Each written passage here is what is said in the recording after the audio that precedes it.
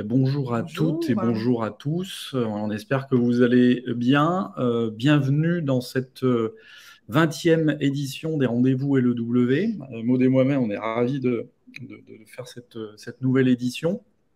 On va parler aujourd'hui d'automatisation, on va parler d'IA dans une logique de marketing d'influence. On vous présentera notre invité aussi juste après. On donnera nos meilleurs tips, nos meilleurs insights juste après. Pour se présenter, nous sommes donc Anthony et Maud Rochant, donc les fondateurs de LEW, qui est l'acronyme de Les Experts du Web, qui est une structure de formation et de consulting en communication et influence. Donc, on est certifié CNEFOP et Calliope depuis déjà quelques temps. Notre métier au quotidien, on va dire, c'est d'accompagner des directions de com, directions marketing, également des social media managers aussi, on va dire, dans leur progression. On est aussi blogueur, podcasteur, créateur de contenu. On alimente nos blogs aussi. Social Media Optimization et Visibilise. Et puis, on a aussi un volet networking, puisque depuis de nombreuses années, à peu près 15 ans, on va dire, on organise donc des rencontres networking entrepreneurs et des afterwork sur Lyon, et un petit peu moins, mais on en a fait quelques-uns aussi sur Paris, donc des matinales, et aussi des afterwork. Donc, il y a aussi ce volet-là. Tout à fait. C'est vrai que nous, le social, c'est un petit peu notre motto chez LEW. Et c'est en sens où, du coup, comme on se retrouve aujourd'hui autour de ça, on a monté les rendez-vous LEW. Donc voilà, le naming était très tourné dans la poursuite des cafés d'Anthony qu'on pouvait organiser aussi en guise de networking sur Lyon. Au départ, les rendez-vous LEW, l'idée c'était ça, c'est se retrouver pour évangéliser sur les sujets du digital, au départ en physique aussi autour d'un café. Mais avec le Covid qui nous est tombé dessus au milieu, c'est des rendez-vous qui sont transformés en webinaires. Et c'est vrai que du coup, comme ça a drainé, on va dire, à cette occasion, des publics aussi plus hétéroclites, on a maintenu le format en webinaire. Donc, l'idée ici, c'est de pouvoir aborder, en tout cas sous différents angles, avec un invité différent à chaque fois, des sujets vraiment dédiés sur le marketing digital. Donc, le tout premier rendez-vous qu'on avait réalisé en 2017, on l'avait fait avec Scoopit, à l'époque, groupe Meltwater, donc sur tout ce qui tournait autour de la curation de contenu. On a fait un autre avec Tracker sur le marketing d'influence par ailleurs. On a pu en faire également d'autres, comme vous le voyez, avec AgoraPulse, avec WebMechanics sur le marketing automation. On a fait aussi avec Iconosquare. Voilà, ou encore SEMrush. Donc à chaque fois des rendez-vous assez intéressants dans les partages que nous pouvons avoir avec les invités et aussi le public qui est là à cette occasion, puisque l'idée c'est de faire un réel partage de perspectives ici. On a aussi une spéciale édition Femmes d'influence chaque année. Donc celui-là c'est une édition vraiment spéciale. L'idée étant de partager avec différentes femmes qui tournent autour de la tech et du numérique dans nos métiers, qui ont une certaine influence, un certain leadership sur les réseaux sociaux. Donc voilà, pour leur faire parler et partager autour des bonnes pratiques métiers, puisqu'effectivement les femmes sont parfois un petit peu moins visibles dans le numérique, et c'est quelque chose sur lequel on porte un intérêt tout particulier chez LEW. Donc voilà pour cette édition en tout cas spéciale. Donc voilà, l'idée pour nous c'est toujours enrichir ce partage, et ce pourquoi on est très heureux de vous avoir avec nous aujourd'hui et d'accueillir notre invité du jour, qui est Sarah Levin-Weinberg de chez Stellar. Et je vais te laisser te présenter, Sarah. Merci d'être avec nous. Merci beaucoup. Déjà, merci à vous deux de m'inviter. Je suis vraiment ravie d'être ici pour ce webinaire, ce numéro. Alors, je me présente. Donc, je suis aujourd'hui l'une des deux cofondatrices de Stellar. Alors, Stellar qui opère aujourd'hui depuis Paris, Bruxelles, principalement avec une quarantaine de collaborateurs. Donc, j'ai aussi la casquette CMO, donc je vais chapeauter toute la partie marketing, communication et contenu. Donc, des contenus, on essaie d'en faire un maximum chez Stellar, que ce soit via des webinars, via des publications type livre blanc. Le dernier en date, vous aviez d'ailleurs participé et on était ravis. Voilà, l'idée étant, grâce au contenu, de partager au plus grand nombre nos connaissances, les best practices du secteur. Donc, je vais partager rapidement des infos sur Stellar justement. Donc Stellar, c'est quoi? C'est une société qui offre un ensemble de solutions aujourd'hui en marketing d'influence et storytelling donc sur différents marchés. Donc il y a d'une part le logiciel Stellar qu'on appelle la Stellar Platform qui va être utilisé dans une trentaine de pays aujourd'hui par des marques, des agences, des médias qui veulent collaborer avec des influenceurs, analyser les retombées de leur campagne en termes de performance et de rentabilité.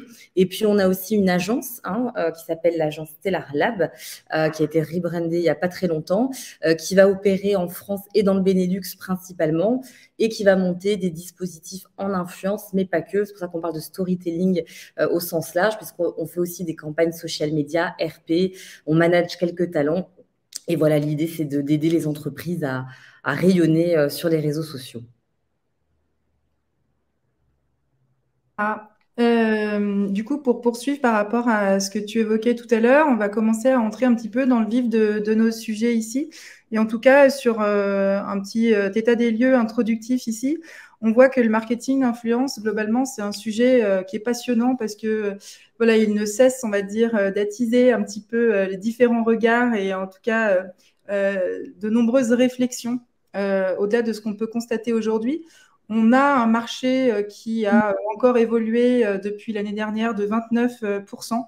Alors, c'est assez rigolo parce que c'est vrai qu'avec la Covid et notamment sur les marques qui pouvaient aussi beaucoup le plébisciter, il y a eu un recul à un moment donné, notamment pour tout ce qui est secteur touristique, avec la Covid et qui a vraiment eu un gros regain de vie par la suite actuellement. Mais il y a aussi justement d'autres marques qui se sont malgré tout, à contrario, tournées aussi vers le marketing d'influence alors qu'elles n'y étaient pas forcément tant accoutumées à cette période-là. Et c'est ce qui fait qu'on a quand même une belle croissance au niveau de ce secteur-là et que de l'autre côté, voilà, on a un marché qui est en pleine maturation avec des réflexions autour des pratiques en termes de réglementation, en termes d'éthique et qui fait que c'est vraiment un marché qui bouge aujourd'hui énormément.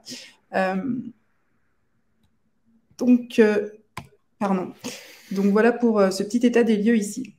On voit que, alors comme tu l'as dit, on a une industrie qui se développe de façon, on va dire, assez exponentielle, et même la crise qui a pu passer par là n'a pas affaibli finalement le marketing d'influence, loin de là. Influence Marketing Hub l'a dit d'ailleurs dernièrement, on a à peu près 67% des marques aujourd'hui mondiales qui sont concernées par la fraude d'influence, donc ce qui fait beaucoup, et à peu près 30% des spécialistes du marketing ont des difficultés à mesurer le retour sur investissement de leur campagne de manière générale. Parmi les autres problèmes assez courants, on peut citer la recherche des bons influenceurs. Souvent, on a des marques qui rencontrent ces freins et qui ne savent pas, nous on le voit sur le terrain aussi, qui ne savent pas réellement avec quels outils aller les chercher et où aller les chercher.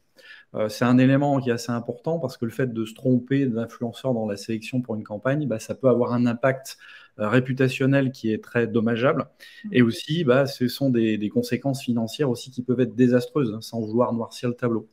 Donc, c'est un point important. Et la connaissance aussi, la connaissance de la rémunération, une rémunération aussi appropriée dans un contrat, c'est assez courant aussi à mettre en phase avec les campagnes. On voit que les marques ont vraiment besoin aussi d'aide vraiment sur ce point-là. Et donc, effectivement, les nouvelles technologies, notamment l'IA et le machine learning, peuvent apporter justement une aide précieuse et peuvent arriver à résoudre ces problèmes.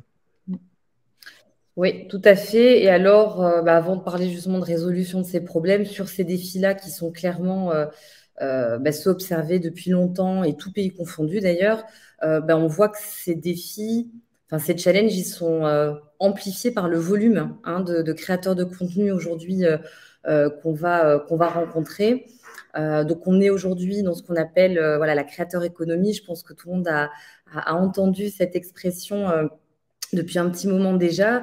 Et donc, c'est quoi? C'est une économie aujourd'hui qui est composée, alors à date, de 200 millions de personnes. Donc, il y a 200 millions de personnes aujourd'hui qui se revendiquent créateurs de contenu, mais qui monétisent leur contenu. Donc, c'est vraiment, on était à 50 millions il y a pas longtemps, on parlait de 50 millions, on a déjà dépassé le cap des 200 millions. Donc, c'est un chiffre qui paraît déjà assez fou, assez énorme. Et on sait très bien que ce chiffre, il va faire qu'augmenter, ça c'est inévitable. Alors, je parle souvent d'une étude qui avait eu, il y a, je pense, 2 ans, d'Harris Poll, qui avait été interroger des enfants de 10 ans anglais américains pour leur demander ce qu'ils voulaient faire plus tard, et la majorité préférait devenir youtubeur plutôt qu'astronaute, et donc ça avait fait pas mal parler, pas mal sourire. Donc c'est pour montrer vers là où on va. Donc on aura de plus en plus de créateurs de contenu, donc on aura forcément de plus en plus de contenu, donc plus de données dispo sur les réseaux sociaux, et donc plus de bruit. Donc c'est ce qu'on appelle en data le social media noise. Et donc, dans ce brouhaha, dans ce vacarme, c'est de plus en plus compliqué, justement, pour les marketeurs, de relever les défis dont tu parlais, Anthony. Donc, de trouver rapidement et correctement ces ambassadeurs, suivre les contenus, etc. Et donc, grâce au progrès que tu viens de mentionner, en effet, eh bien, on peut écouter ce bruit, on peut obtenir des infos pour relever ces défis. Et donc concrètement, ces défis, alors là tu l'as dit tout à l'heure, donc qu'est-ce qu'elles peuvent faire ces plateformes d'influence qui sont alimentées notamment par l'IA? Eh bien, elles permettent de réaliser les 3 tâches majeures. Donc on l'a vu, la recherche d'influenceurs, l'analyse des profils influenceurs, l'analyse des résultats d'une campagne. Et donc sur des plateformes comme Stellar, mais il y en a d'autres évidemment, on va jouer avec ce qu'on appelle les experts systèmes, ou bien les experts systèmes et le machine learning pour rentrer dans le détail, qui sont une branche de l'IA. Et donc, on peut en effet aujourd'hui, point 1, recenser un volume important d'influenceurs, et aussi et surtout analyser les profils de ces influenceurs et donner beaucoup d'informations sur ces influenceurs. Donc, par exemple, si on passe à la slide suivante, eh bien, on peut dire, par exemple, pour un influenceur donné, pour une campagne donnée, si en termes d'objectifs, aujourd'hui, on peut dire si cet influenceur, il peut aider la marque à soit de gagner en visibilité ou plutôt à générer des conversions. Ça, on le sait en se basant sur les performances passées de l'influenceur. On peut aussi voir, puisqu'on a parlé de fraude à l'audience, si l'audience qu'il touche, elle est authentique. Donc, clairement, s'il n'a pas acheté les abonnés, ou si son engagement n'est pas simulé par des robots, et toujours sur cette audience, on va pouvoir voir aussi si elle correspond vraiment à l'audience que veut toucher la marque, à laquelle s'adresse la marque. Ensuite, si on analyse les contenus passés, les collaborations passées, on peut voir aussi s'il y a un vrai match entre la marque et l'influenceur, et si l'influenceur respecte les règles de transparence et déclare ses partenariats. Donc, c'est cette éthique, cette responsabilité dont Maud parlait tout à l'heure, qui devient de plus en plus important en influence. Et alors, si on passe sur plutôt les dashboards prévisionnels et de reporting, aujourd'hui, toujours grâce à l'IA, grâce à des modèles prédictifs, c'est possible, avec ces plateformes d'influence, pour un groupe d'influenceurs donné, de prédire en amont, donc avant même le lancement de la campagne, ce que cet influenceur ou un groupe d'influenceurs peut coûter déjà et peut rapporter en termes de performance. C'est possible de le prévoir aujourd'hui. Alors ensuite, ça c'est pas forcément lié à l'IA, mais on peut effectivement, grâce à ces dashboards, mesurer les retombées d'une campagne, la rentabilité d'une campagne. Et ce qui est intéressant avec l'évolution de l'IA, c'est que dans le futur, un futur très proche, on sera capable de faire des recos vraiment fines et personnalisés d'influenceurs ou de types de campagnes, donc personnalisées à la marque sur base de ses performances passées, donc ses campagnes passées, son univers de marque, son univers concurrentiel, etc. Merci Sarah, effectivement. Finalement, dans ce spectre, aussi bien d'outils que de process, le social listening et à l'aide notamment du langage naturel sera aussi d'usage. Donc l'écoute sociale, ce qu'on appelle l'écoute sociale, qui permettra notamment d'identifier tout ce qui va être tendance émergente dans les communautés et puis aussi les opportunités de collaboration avec les influenceurs. Ce qui veut dire analyser les conversations en ligne pour arriver à comprendre comment les consommateurs arrivent à percevoir la marque, arrivent à percevoir même les produits aussi et les services. Quand on parle de NLP, donc on parle d'une branche, en fait, une branche de l'IA qui se concentre sur l'interaction entre les ordinateurs et le langage humain. Donc, c'est la capacité finalement d'un système informatique à comprendre, à interpréter et à générer du langage humain, et ce de manière significative et utile. Donc, en fait, en combinaison, ces techniques NLP avec le social listening peuvent être appliquées justement, donc appliquées à l'écoute sociale, pour arriver à extraire des informations qui seront précieuses, des informations éclairées, notamment des insights, et les extraire d'une énorme quantité de données textuelles sur les plateformes sociales, sur les plateformes en ligne de manière générale.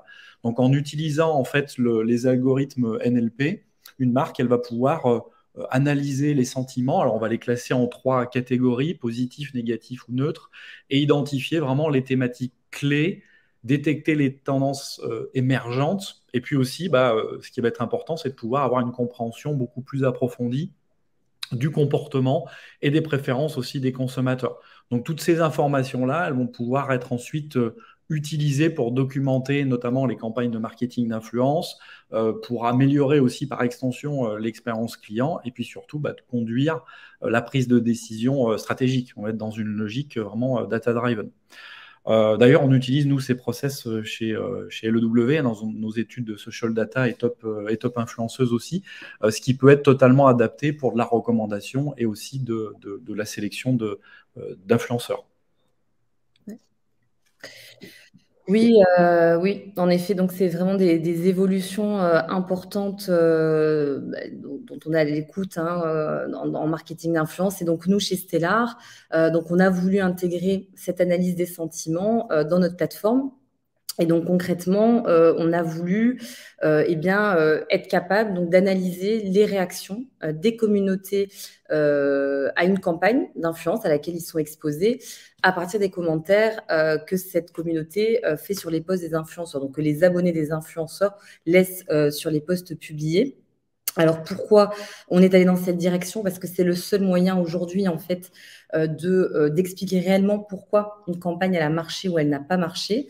Donc concrètement, avant les rapports de campagne d'influence, ils se basaient sur des données purement chiffrées, purement quantitatives pour annoncer un succès ou un échec de campagne. Maintenant, grâce au sentiment analysis, ils peuvent se baser aussi sur les textes, sur les données plus qualitatives et plus seulement annoncer un succès ou un échec, mais l'expliquer. Parce que tout se trouve, en fait, la clé se trouve dans ce que disent les communautés. Donc, on est capable aujourd'hui, donc pour rentrer un peu plus dans le détail, de dire pour une campagne donnée ce que les abonnés exposés à la campagne ont pensé, ont ressenti, donc déjà à l'égard de la campagne, c'est déjà important, mais à l'égard du post, à l'égard de l'influenceur, à l'égard de la marque, du produit ou du service qui est mis en avant. Et donc, comme tu le disais, Anthony, on peut voir un pourcentage de commentaires positifs, négatifs ou neutres, puisqu'en effet, c'est ces trois catégories qu'on va regarder.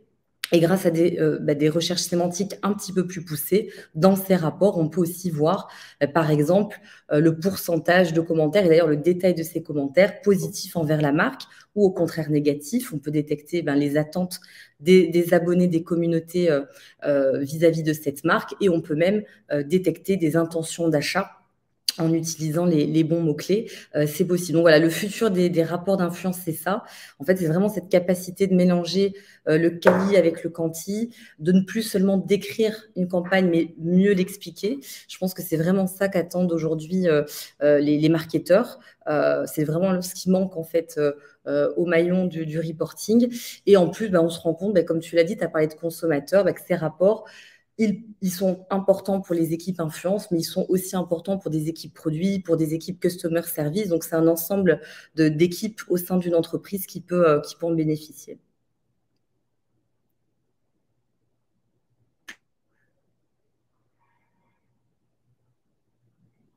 Alors, effectivement, et puisqu'on parle effectivement technologie, donc ici, plus spécifiquement, on va dire sur l'IA, voici un exemple en fait de tableau de suivi de performance pour une campagne de marketing d'influence, réalisée dans une logique d'objectif vraiment de conversion. Donc, elle a été faite avec Forefront, qui est un chatbot AI et qui fonctionne avec GPT-3.5 et GPT-4. Donc, tout à fait dans la logique chatbot IA.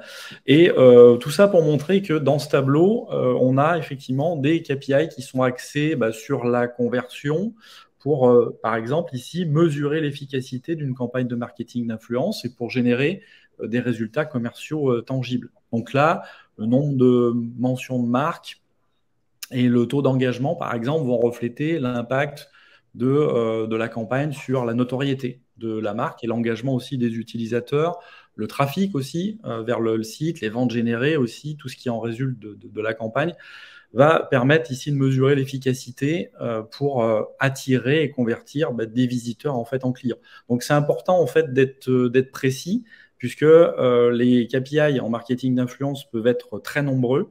Donc il va falloir être assez sélectif et être en phase avec les objectifs. Donc là, c'est une aide, on va dire, assez précieuse justement avec la technologie, mais on s'aperçoit qu'une intervention humaine sera nécessaire pour aller sélectionner donc les bons KPI, c'est-à-dire des KPI qui pourront être prioritaires et d'autres qui pourront être plus secondaires, donc toujours en lien effectivement avec les objectifs. Donc voilà, c'est vraiment un exemple qui peut nous permettre de défricher, on va dire, un petit peu le terrain et d'aller un petit peu plus vite dans le processus et d'avoir une idée de comment on va mettre en place, on va dire, notre tableau de mesure et notre tableau de métriques. Et alors, ces IA génératives, elles peuvent être aussi utiles pour aider à la création de contenu. Donc, quand on dit IA générative, en ce moment, on pense tout de suite à ChatGPT, mais il y en a plein d'autres. Donc, on a fait une petite illustration qui donne pas mal d'exemples. Donc, ces IA, en fait, pour la définition stricte, elles peuvent créer en fait de manière autonome des contenus originaux. Ces contenus, ça peut être du texte, donc il y a ChatGPT, Jasper.ai qui est beaucoup utilisé aux États-Unis. Elles peuvent aider à créer des images. Il y a DALL-E, Midjourney sont les deux principaux dont on parle, des PowerPoint. Nous, on a testé Beautiful.ai, Tom aussi, des vidéos, de la musique. Bon, bref, tout ce dont on a besoin en marketing, enfin en création de contenu, notamment en marketing. Et donc, si on réfléchit à toutes les étapes d'une campagne de marketing d'influence, donc on les a listées sur la slide juste après. Donc, on a réfléchi à toutes les étapes d'une campagne où ces IA pouvaient être potentiellement utiles. Et en fait, on se rend compte qu'il y en a pas mal de ces étapes. Donc, elles peuvent aider à générer des idées de campagne, des concepts créatifs. Elles peuvent aider à préparer des briefs influenceurs sous différents formats, parce qu'on brief par email, mais aussi avec des PowerPoint et parfois des vidéos. Traduire ces briefs en plusieurs langues, si on est sur une campagne multi-pays ou multilingue. Elles peuvent aider surtout les influenceurs à créer des scénarios, des légendes de posts, transformer ces posts en pub si on veut faire de l'amplification de contenu, qui est très important. C'est une étape assez importante aujourd'hui en marketing d'influence. Donc bref, voilà, le champ d'application est assez large. Donc nous, chez Stellar, on les a testées, alors pas toutes ces étapes, mais certaines, déjà pour voir si c'était pertinent de l'intégrer dans le futur dans notre plateforme, mais aussi pour les équipes créatives de l'agence Stellar Lab, pour ça pouvait les aider dans leur travail. Et on a aussi observé des influenceurs qui ont testé ChatGPT, joué avec certaines IA. Donc d'ailleurs, j'invite à regarder sur YouTube les vidéos du youtubeur Michou de You Make Fashion qui ont fait des très bonnes vidéos qui montrent toutes les opportunités, les limites de ChatGPT. Et donc, on voit, dans certains cas, on est assez bluffé par les résultats. Mais dans tous les tests qu'on a fait ou qu'on a pu observer chez les autres, comme tu disais, Anthony, on se rend compte que l'expert, en fait, l'intervention d'un expert, elle est essentielle. Déjà en amont, tu parlais de KPIs, mais donc en amont, dans la création de contenu, il faut quand même bien briefer l'IA, bien la guider. Et si on n'est pas expert en influence, on va mal guider forcément l'IA. Et par après, donc pour être capable de bien juger, bien analyser la pertinence et la qualité des propositions de l'IA, là, encore une fois, il faut qu'un expert influence soit derrière. Voilà, ça, c'était les conclusions qu'on a pu avoir suite à ces tests. Merci Sarah. Pour poursuivre ici, effectivement, comme tu le soulignes très bien et que vous l'avez souligné avec Anthony, les champs d'application sont vraiment très très larges et couvrent finalement un petit peu l'ensemble de la chaîne de production et de valeur de ce qu'on peut faire en termes d'activité marketing. Et puis, l'IA aujourd'hui, elle peut pleinement se mêler à d'autres technologies justement pour permettre aussi aux dispositifs de gagner en puissance. Et c'est le cas notamment avec la réalité augmentée, puisque c'est vrai que l'IA, on l'utilise pour le contenu, pour personnaliser le contenu, mais aussi dans le rapport qu'on peut avoir avec les prospects et les clients, on reste toujours dans l'ère de l'expérience. Et la réalité augmentée, elle permet vraiment de pouvoir agrémenter l'expérience ici avec justement finalement une créativité plus importante, plus innovante. Donc, il y a beaucoup de choses aujourd'hui qui se font aussi en la matière pour pouvoir engager plus globalement les publics. Donc, comme on a noté ici, en fait, la réalité augmentée, elle peut profiter, on va dire, au marketing d'influence en permettant finalement aux consommateurs, à l'utilisateur d'être pleinement acteur finalement au sein d'un système plutôt que d'être finalement comme étant quelqu'un de passif vis-à-vis d'une publicité, en tout cas traditionnelle. Donc, c'est vraiment en ce sens où le fait de combiner finalement ces technologies va vraiment être profitable au dispositif marketing et ça va notamment permettre de gagner en engagement client. Ça, c'est sûr. Qu'on soit sur de l'engagement par rapport à des dispositifs plus dédiés de marketing incitatif selon l'endroit où on se trouve du funnel de vente ou si on est plus en début de processus, en tout cas avec des choses qui peuvent être plus marquées par rapport à des comportements des cibles et de leurs préférences, on va aller à un moment donné affiner justement des dispositifs ici en lien pour doper encore une fois cet engagement. On va avoir au-delà de ça, donc plus globalement, une amélioration de la notoriété, puisqu'à partir du moment où on a un contenu qui va être justement hyper personnalisé, hyper ciblé par rapport justement à l'expérience utilisateur et l'expérience client, on va le permettre de grandir au sein de ce funnel et in fine plus vertueusement agrémenter la qualité des conversions.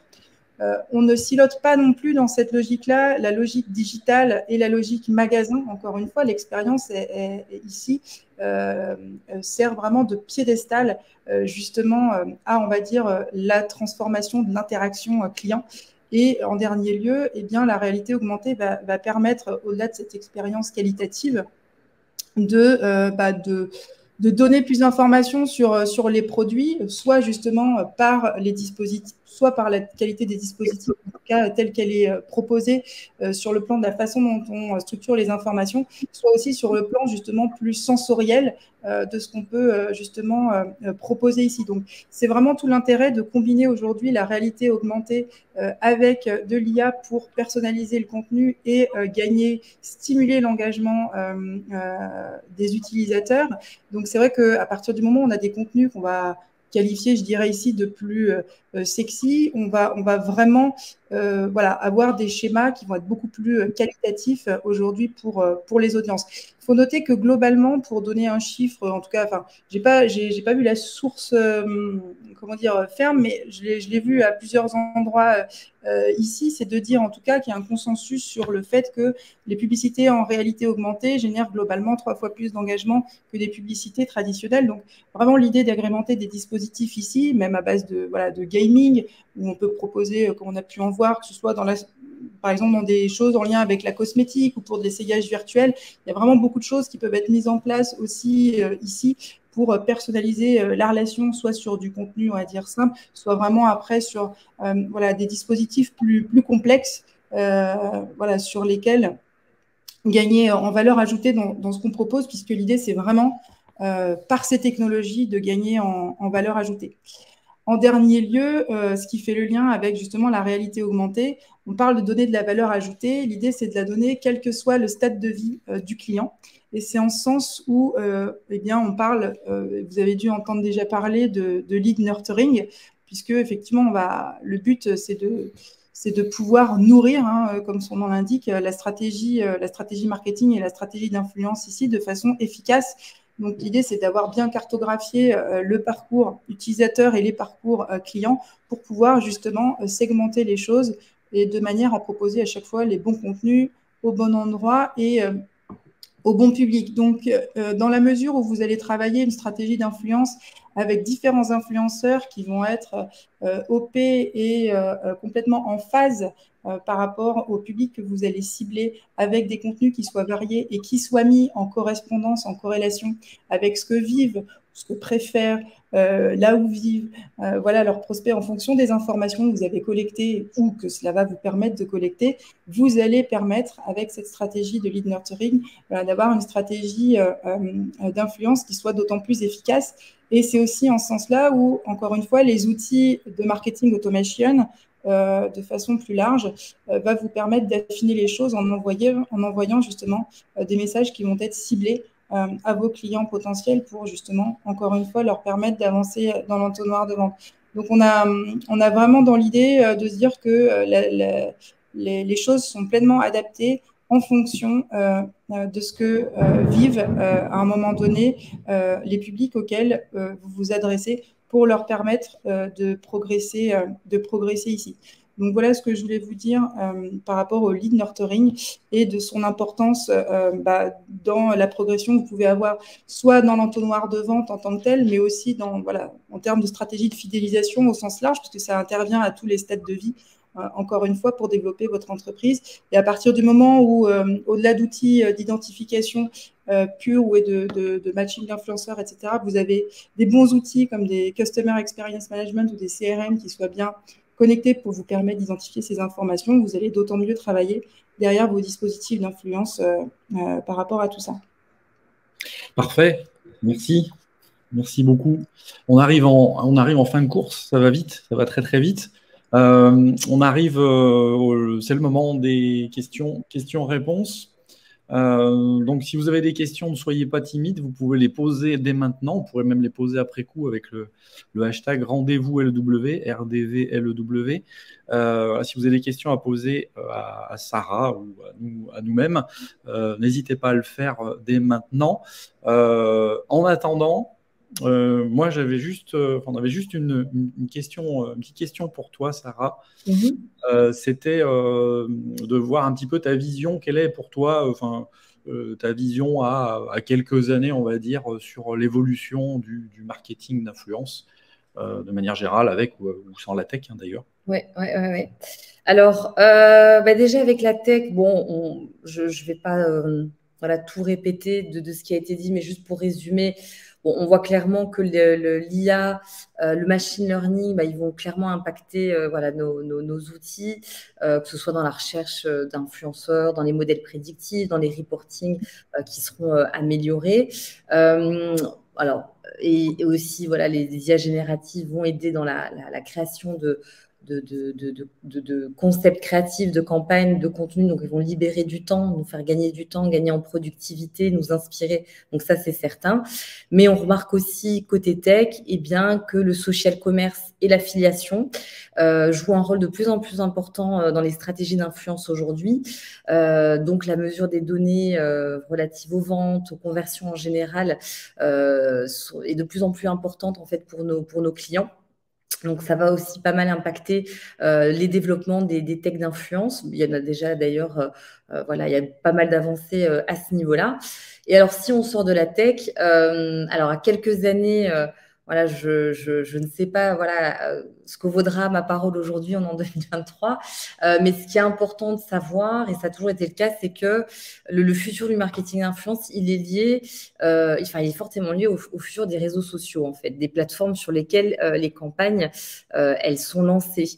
Et ça a toujours été le cas. Les réseaux sociaux, c'est eux qui définissent où ça se passe, ils définissent les formats qui fonctionnent, ils définissent un petit peu les règles du jeu.